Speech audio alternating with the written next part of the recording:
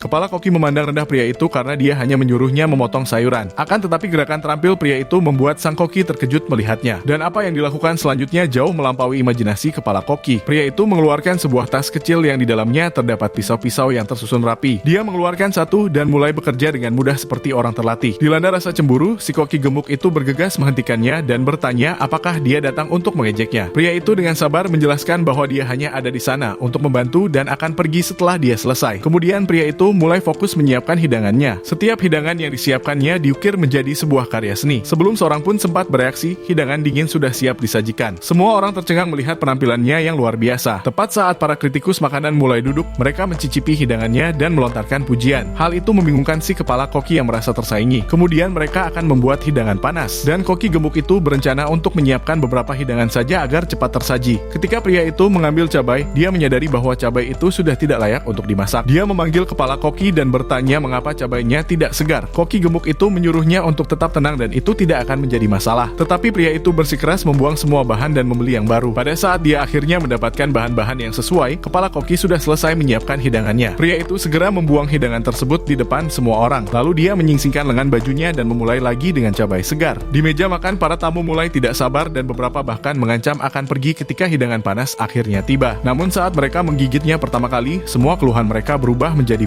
pujian. Sang kritikus yang marah tidak mempercayai reaksi mereka sampai akhirnya dia mencicipinya sendiri. Itu sungguh lezat dan membuatnya sangat terkejut. Keberhasilan pesta itu membuat sang bos menganggap semuanya berkat si koki gemuk yang tanpa malu-malu mengambil alih semua kejayaan itu. Tetapi pada akhirnya semua orang mengetahui bahwa pria itulah pahlawan sesungguhnya yang segera berpamitan pergi kepada mereka.